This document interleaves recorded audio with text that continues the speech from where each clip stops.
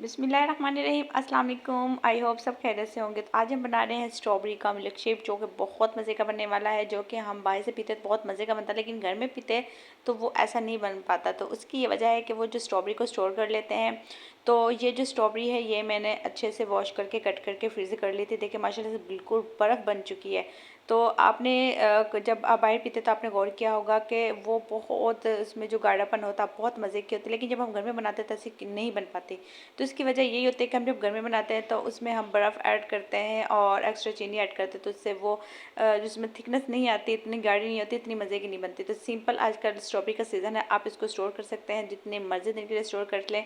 वैसे तो मैंने काफ़ी वीडियोस देखी थी तो उसमें वो पका के या मतलब मुख्तलिफ तरीक़ों से स्टोर कर, लेकिन मेरा जो बेहतरीन तरीका है वो आप अच्छे से इनको वॉश कर लें और इनको स्टोर कर लें, फ्रिज रख लें, तो जितनी ये अच्छी बनेगी। अच्छा देखें, जितनी आपको ज़रूरत है आप उतनी ऐड कर लें। तकरीबन मैं एक जग बना रही हूँ, तकरीबन इसमें 4 या 5 गिलास बन जाएंगे। इसमें मैंने स्ट्रॉबेरी ऐड की है और इसमें साथ में दूध ऐड करी। दूध में घर का ऐड कर रही हूँ, फ्रेश दूध है और माशाल्लाह से ये गाय का दूध है, भैंस का भी दूध नहीं, क्योंकि आपको पता है गाय का दूध पतला होता है, भैंस का थोड़ा गाढ़ी होता है।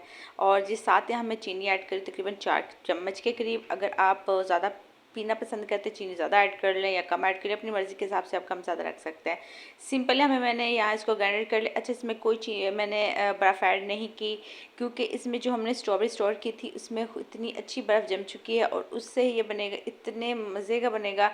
तो माशाल्लाह से देखें इतनी तकरीबन 2 मिनट बाद कितना ये गाढ़ी है, इतना मज़े का है ना कि बिल्कुल जब आप बाहर पीते हैं ना तो वही इसमें बिल्कुल फ्रेशनेस है। तो आप भी लाजमी ट्राई कीजिएगा और आजकल स्ट्रॉबेरी का सीज़न है, आप स्टोर कीजिएगा लाजमी। और तकरीबन आप 1 माह 2 माह जितनी आपसे स्टोर हो सकती है आप स्टोर करके खाएं।